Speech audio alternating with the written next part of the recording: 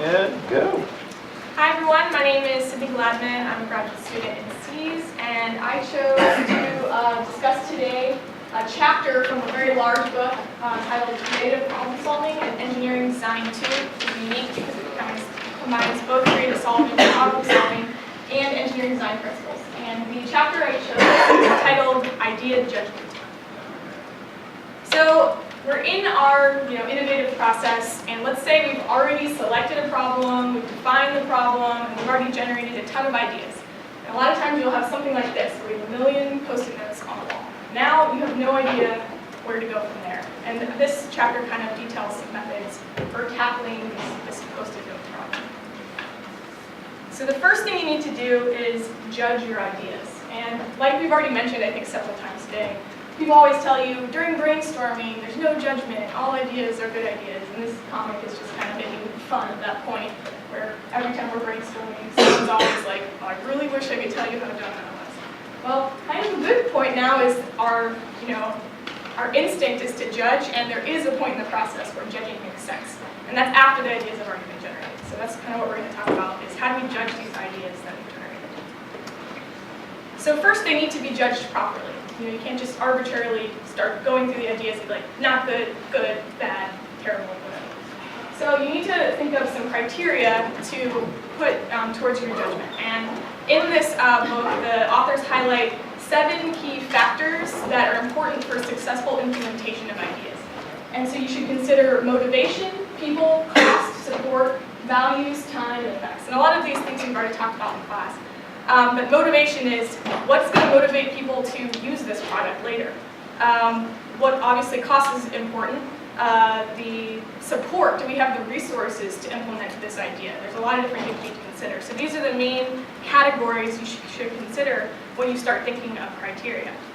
And so now the authors progress into some quick, some techniques that you can employ that are kind of standardized so that you're not kind of in the dark just trying to willy-nilly decide criteria. There's already been techniques that people have used effectively. And they start with quick techniques. So these are ideas where you need to decide very quickly to choose one of these ideas. And they start with one really simple that we've probably used thousands of times, which is a judgment by vote.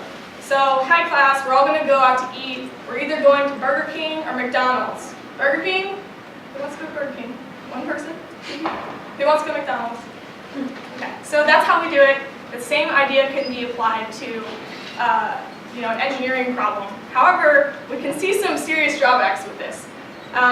You are not really employing any specific criteria. You're just going with your gut.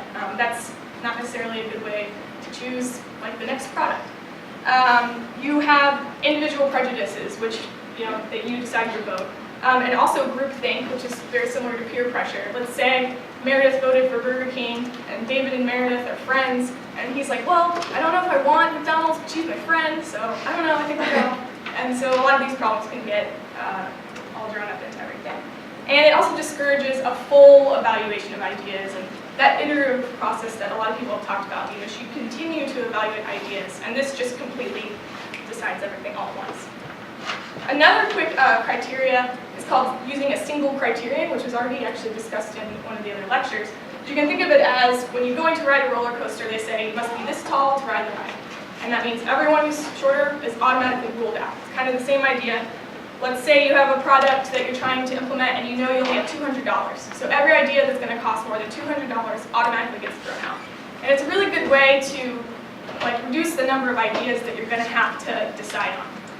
Going from a million ideas, if you have one thing, it can reduce it by half or more. And this one problem kind of associated with this is it requires a very well thought out process of what that criterion is. If you choose the wrong one, you might eliminate some really good ideas. So going back to that idea of a $200 cutoff, let's say you miscalculated and you actually have $201, and there was an idea that costs $201 that will just be the breakthrough for your company. You have to do a very well thought out process when you're coming up with these criteria. And again, this kind of process limits iteration. So you've already cut out 50% of your ideas. You don't get to go back to those ideas and think about how you can improve them. So we brought up this idea of having criteria, but how do you decide what that is? That's what I was just talking about. You need to decide what it is based on kind of 2 different schools of thought. You can have quantitative criteria such as those that you get from an engineering standpoint. So you know that there's certain specifications that the product needs to have, and those tend to be a little bit more obvious sometimes. But you also need to take into account qualitative, like things like feelings and intuition. And an idea that I'll give you to kind of understand how this would work is, say you have an outdoor concert, and you need to decide how are people going to go to the bathroom at this outdoor concert. We don't have any built-in bathrooms. And people, you decide that there's specifications that it needs to be inexpensive and contain whatever people do when they go to the bathroom. And the ideas that get generated all meet these boundaries, and the two are, porta potty and a diaper. So technically the metal specifications, the ideas work. How do you decide between them? That's where these intuition things come into play. Obviously the diaper might not be the best idea because people are just going to feel uncomfortable with being handed a diaper at the front of the concert. So you need to employ both these quantitative and qualitative approaches, which can be thought of as having emotional intuition as well as scientific intuition. This is just a funny graphic I found online that was for like a personality test. But really, you need to get in that top right corner of this personality test. You don't want to be a geek. You don't want to just be like a touchy-feely. You want to combine so that you're unusually smart as a judge. So combining these two. So,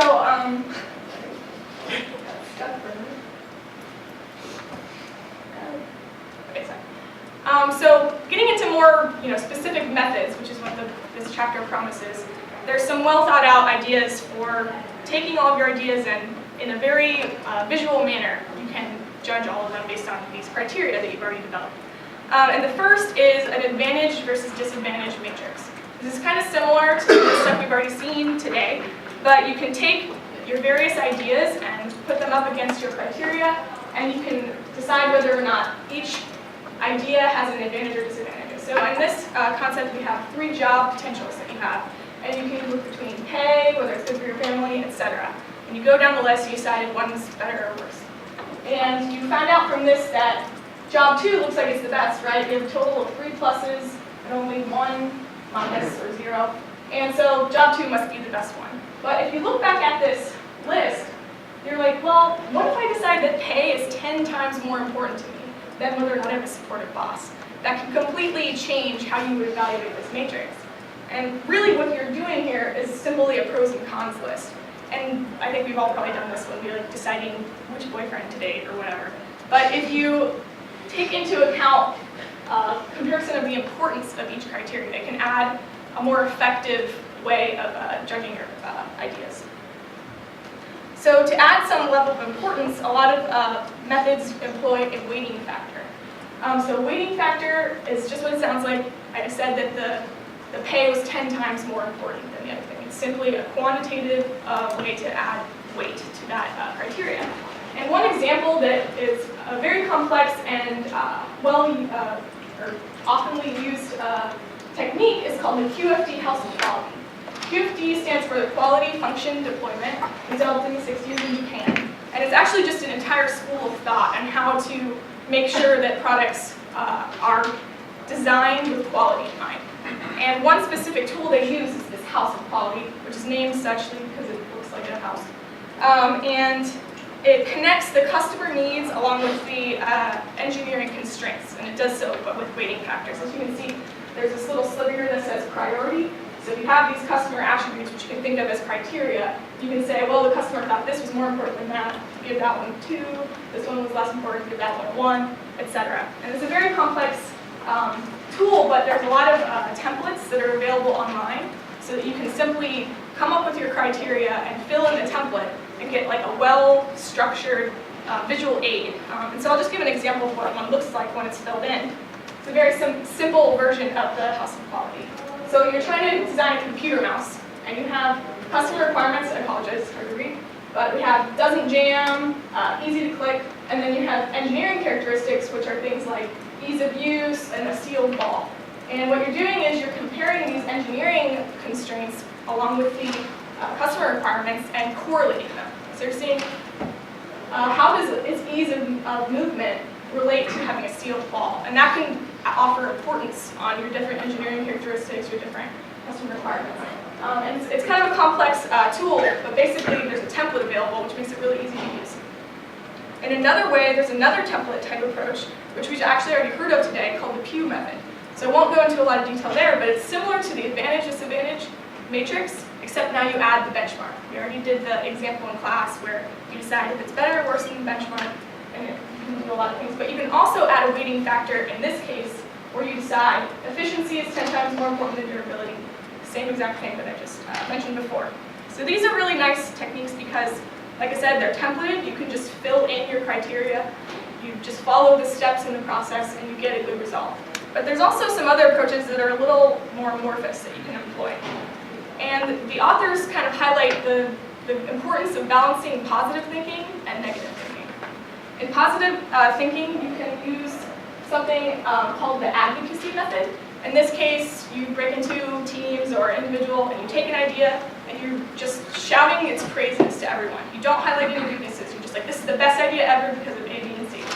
And that's good because it's bringing back that excitement and that positivity that we had in brainstorming. But it's also bad because, again, you're not highlighting the weaknesses that are very crucial to deciding which ideas are best. So they recommend using this in concert with a negative approach, and that is called reverse brainstorming, where all you're doing is highlighting the negative of every single idea. It sounds really terrible, but they claim that using them together can be really useful because the goal of this negative approach isn't just saying, that's terrible, that's terrible, that's terrible. It's, there's this problem, how can we now change it so that it's no longer negative? How can we improve that negative to make it no longer negative? And there's more approaches that they recommend, which we actually just heard a lot of in the previous lecture, which is experimentation. So let's say you've done all of those matrix-style approaches and you still didn't get anywhere. You did the positive and negative thinking, which is kind of more touchy-feely, and you're still not sure, you've got some ideas left. They recommend this is now the time for experimentation. When you have a small number, you can just go for the Edisonian trial and error approach. Just start prototyping, make a few, iterative process, just like we heard in the last lecture. But there's also another method that can be employed, which is called the Gucci method for designed experiments. And it's a lot more complex approach, which involves statistics. So you can have a lot more ideas. You generate it through this iterative process that involves actual statistical functions and signal-to-noise ratio and things like that. And you can get out, what is, according to statistics, going to be your best idea of a list. So finally, the authors try to highlight that we've always been taught, when we're talking about the innovative process, that we should be critical. Critical thinking is important. Learn how to do critical thinking. But they highlight that along with critical thinking, you should also be skeptical. You should never take what's been put in front of you as fact. You should consider whether or not, an idea that someone says, or a criteria that someone gives you that says the customer thinks that red is better than blue. You're like, are you sure? Do we know that the customer is better than blue? Where was this survey conducted? Were there only 10 people? You should always be constantly evaluating what you're doing so that you're not making a crucial mistake along the way during your judgment process. And these are just a list of some questions that George Hune, a board member of the American Creativity Association, says that he always puts through his head whenever he's judging ideas or solutions. So, to summarize, we heard of a lot of different methods that can be employed. You should create well-thought qualitative and quantitative, so touchy-feely and the kind of engineering specifications to evaluate your ideas. You should compare the advantages and disadvantages, and along with that, you can employ weighting factors and benchmarks. You can make use of the template-style designs, such as the House of Quality or a Pew.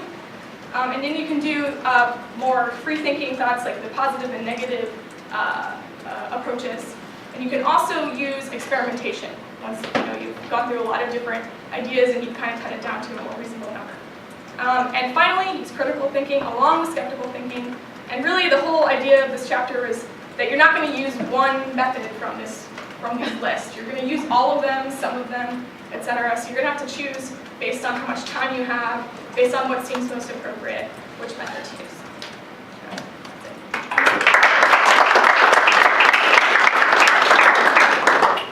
Thank you, everyone, for staying a little late. We'll try to get done on Wednesday on time, although we've got a lot of people, so come early if you can. I've already finished grading mine. That's how easy it is with the online form. So we'll see everybody on Wednesday. All right, great, thank you.